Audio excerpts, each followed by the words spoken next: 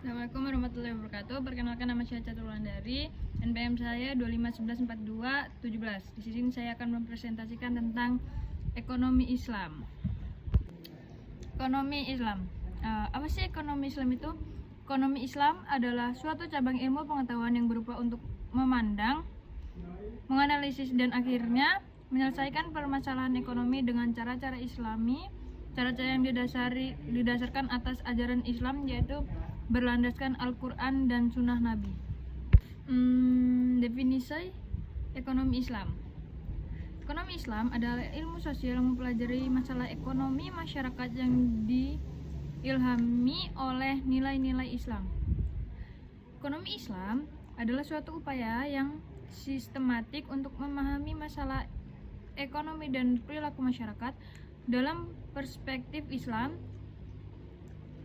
Khursyid Ahmad.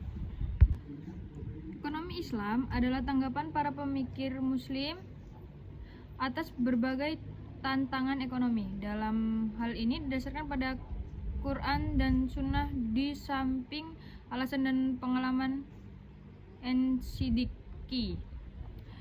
Ekonomi Islam adalah satu ilmu dan penerapan hukum syariah yang melindungi ketidakadilan dalam kaitan dengan upaya pencapaian kesejahteraan manusia dan pelaksanaan ibadah kepada Allah Subhanahu wa taala hasnuz zaman.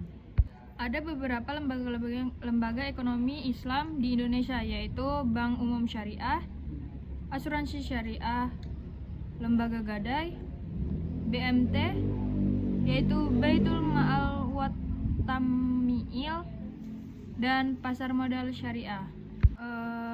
Perbank Syariah diliputi sebagai Bank Syariah, Bank Umum Syariah, Bank Pembiayaan, Bank Umum Konvensional, Unit Usaha Syariah, Sistem Konvensional. Peran Bank Syariah. Bank Syariah turut berperan dalam menjunjung pembangunan ekonomi bangsa Indonesia, terutama melalui upaya peningkatan peranan pengusaha muslim dalam perekonomian nasional dan bertindak sebagai katalisator sebagai pengembangan lembaga-lembaga keuangan syariah di Indonesia. Ada beberapa fungsi bank syariah, yaitu manajer investasi, jasa keuangan, investor, dan fungsi sosial. Manajer investasi, bahwa bank syariah tersebut merupakan manajer investasi dan pemilik dana yang dihimpun karena besar kecilnya pendapat bagi hasil yang diterima oleh pemilik dana yang dihimbau sangat tergantung pada keahlian, kehati-hatian, profesionalisme dan bank syariah. Jasa keuangan. Bank-bank Islam juga menawarkan berbagai jasa-jasa keuangan lainnya untuk memperoleh imbalan atas dasar agensi, kontak, atau sewa. Contohnya meliputi letter of guarantee, wire transfer, letter of credit, dan lain-lain. Kajian terhadap asuransi.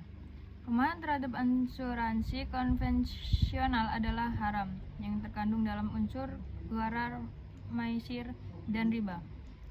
Pertama, unsur gharar terdapat pada bentuk akad atau perikatan yang melandasi penutupan polis.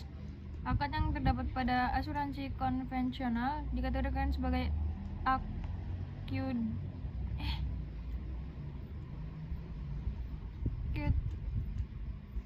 tabaduli atau akad pertukaran, yaitu pertukaran pembayaran premi dengan uang pertanggungan. Unsur gharar ini juga terdapat pada sumber dana pembayaran klaim pada asuransi konvensional adalah tidak jelas aslinya. 2. Unsur maisir terjadi apabila peserta asuransi pemegang atau pemegang polis membatalkan kontraknya pada masa reversing period. Ia tidak akan menerima kembali uang yang telah dibayarkan kecuali sebagian kecil saja, biasanya kurang dari 5%. 3. Unsur riba terkandung dalam melakukan usaha dan investasi yang menggunakan sistem bunga, terutama oleh bank-bank konvensional dan funds manager companies. Rukun dan syarat pegadaian syariah. Rahin, yaitu orang yang menggadaikan. Murtahin, yaitu orang yang menerima gadai. Marhun, yaitu barang jaminan. Syaratnya: A. Mempunyai nilai menurut syariat. B. Harus pada waktu akad. C. Harus bisa diserahkan seketika kepada murtahin atau wakilnya. Pengertian Baitul Mal wat Tamwil. Menurut Hosen dan Hasan Ali, Podcast 2008-11 BMT adalah lembaga keuangan mikro yang dioperasikan dengan prinsip bagi hasil syariah, menumbuh kembangkan bisnis usaha mikro dan kecil dalam rangka mengangkat derajat dan martabat serta membela kepentingan kaum fakir miskin, ditumbuhkan atas dasar prakarsa dan modal awal dari tokoh-tokoh masyarakat setempat dengan berlandaskan pada sistem ekonomi yang salam, yaitu keselamatan atau berintikan keadilan, kedamaian, dan kesejahteraan. Menurut Heri Sudarsono 2007 BMT yaitu lembaga yang mengarah pada usaha-usaha pengumpulan dan penyaluran dana yang non-profit seperti halnya zakat, infak, dan sedekah. Prinsip pasar modal syariah. A. Pembiayaan dan investasi pada aset atau kegiatan usaha yang hal spesifik dan bermanfaat dan dilakukan dengan bagi hasil. B.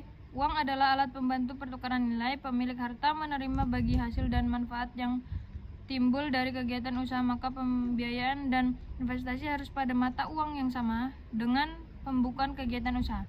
C. Akad yang terjadi antara pemilik harta, investor, dengan pemilik usaha, emiten, dan tindakan maupun informasi yang diberikan pemilik usaha, serta mekanisme pasar, bursa, dan self-regulation organization lainnya tidak boleh menimbulkan keraguan yang menyebabkan kerugian. D. Investor dan emiten tidak boleh mengambil risiko melebihi kemampuan atau masyir yang dapat menimbulkan kerugian yang sebenarnya dapat dihindari. Sekian presentasi dari saya ucapkan terima kasih. Wassalamualaikum warahmatullahi wabarakatuh.